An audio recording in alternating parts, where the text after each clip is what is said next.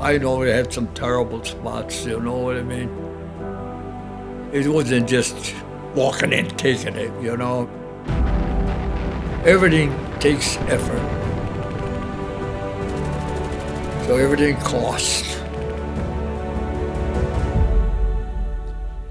Got a lot of graves.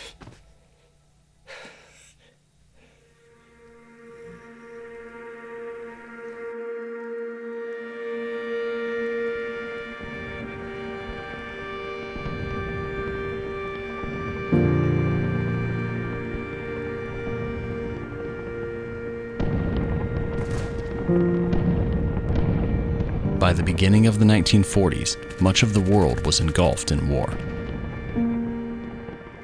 But the United States, still reeling from the economic downfall of the Great Depression, remained uninvolved in the fight.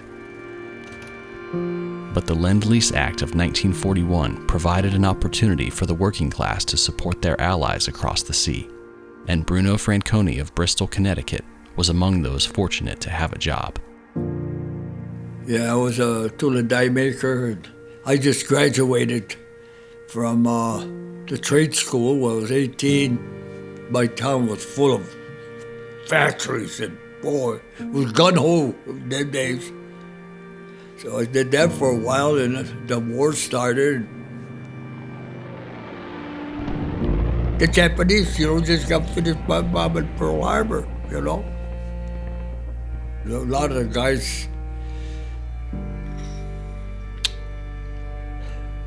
guys took their aprons off and said, "Where you going?"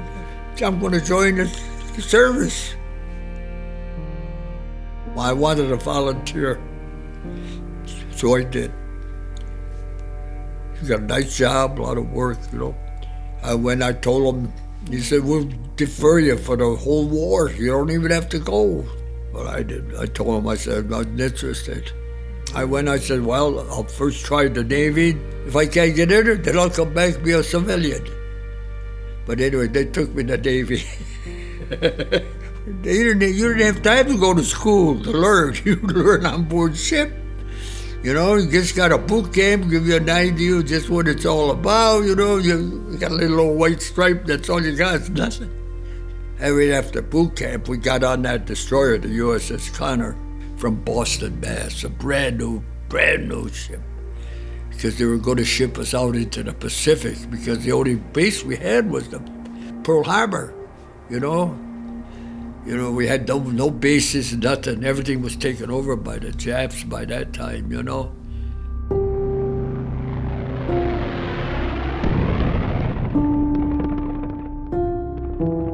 In the wake of the attack on Pearl Harbor, the Empire of Japan invaded and conquered island after island, aggressively establishing themselves as the dominant military force in the Pacific. With the shaken U.S. military finally joining the war, their mission would be reclaiming territories from an enemy fully prepared to fight to the death. They started building up a fleet. It was Task Force 58. Oh, you couldn't see the other end of it. That's how many ships was, in that task force. Then from Pearl Harbor, one island after another, the whole task force.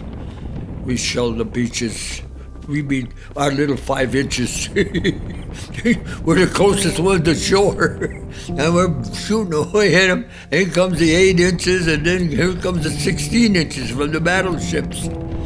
And the carriers are always in the middle. That's what the Japanese wanted, the carriers. And they would send out a fleet of airplanes. We used to massacre them. I don't know how many, a lot of hundreds of them get blown out, That's what we were doing, shooting the 5-inch guns and things and trying to shoot those airplanes down while they were coming over us. They're trying to get to our aircraft carriers. Well, that went on and on for Marshalls, the Gilbert Islands. And the bad one was the Gilbert Islands. They killed close to, 1,600 Marines before they touched the land. That was bad there, Oh, many of them Didn't even put the foot on the land. Green as hell. Take the whole ships right out. Beaches were covered in dead men. Yeah, the young guys, boy. Young. Yeah.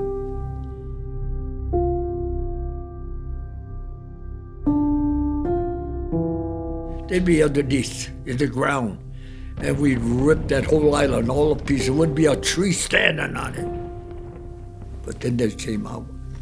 And fanatics, they just keep coming, you know, you keep shooting them and keep coming. How can you have anybody think that way? Huh? I mean, that's crazy, yeah.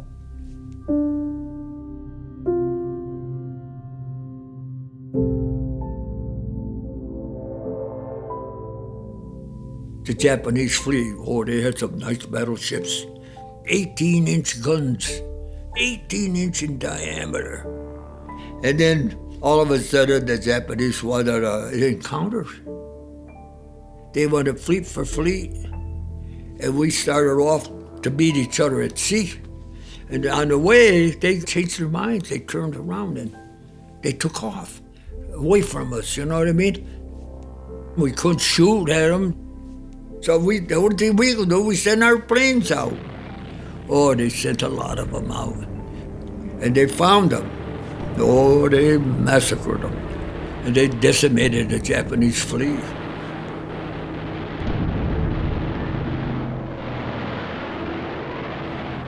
Well, anyways, the pirates,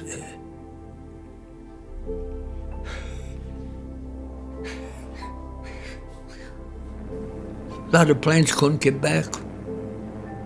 Out of gas and too far away. And they were landing into the ocean. I remember a destroyer, the big searchlights, the 36-inch searchlights.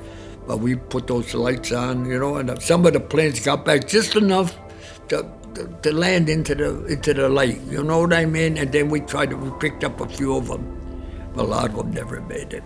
A lot of them didn't make it. Like I said, the planes, they sacrificed. Yeah, they did.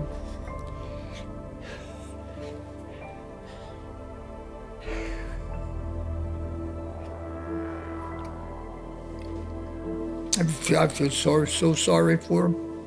Even the fanatics, the Japanese were fanatics. We shoot their planes down and the pilots would be in the water, you know what I mean? And we go to pick them up, take them aboard. They wouldn't come. They wouldn't come. They just would die. We were terrible. We were devils. I think that's what I think they thought.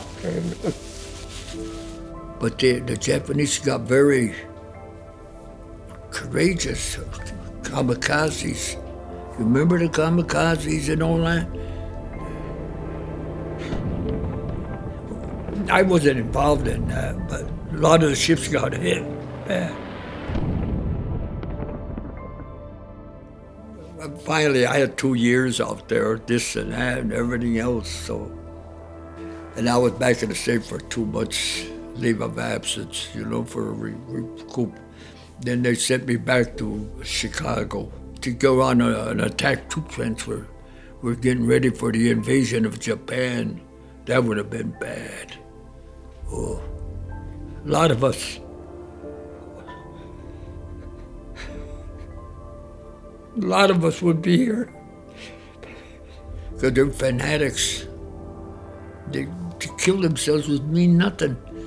When they hit these islands, 9/10 of them, you get killed.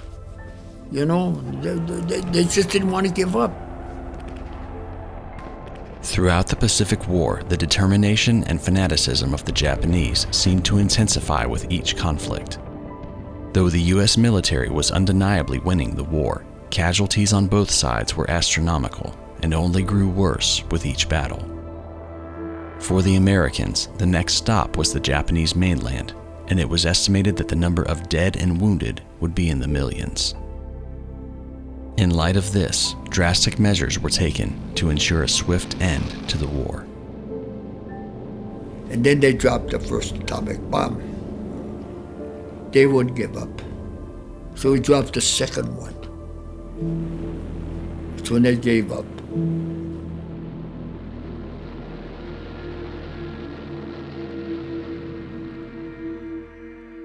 I remember the day we went to Tokyo Bay when they signed the end of the war, you know, in the Missouri.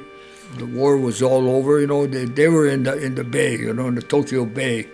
And we were on the outskirts, unloading all our Marines to fortify certain points. Because that was the first time it was over, you know what I mean? It was, you know, anything could happen, you know. So anyways, I was a first-class petty officer, and they offered me chief petty officer, which is the highest rank I could make.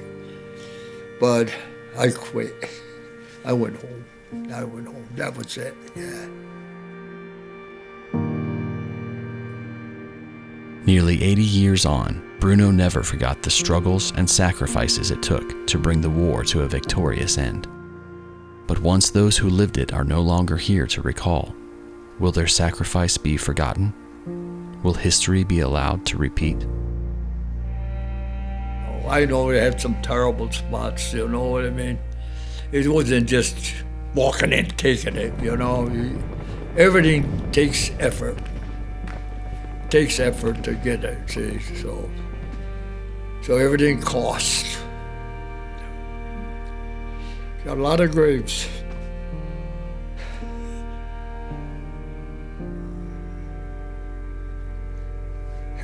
I don't know. We just forget. When times are good, we all become spoiled. We've got 55, 60 years of good times. You guys don't know nothing. It's a long time. Yeah, I think they're forgetting.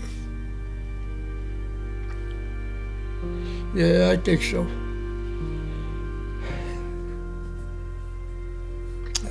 Yeah, what are you going to do? Seems like it's the way life is, huh? Some believe it, some don't. I'm still here talking to you. No, I'm one of the lucky ones.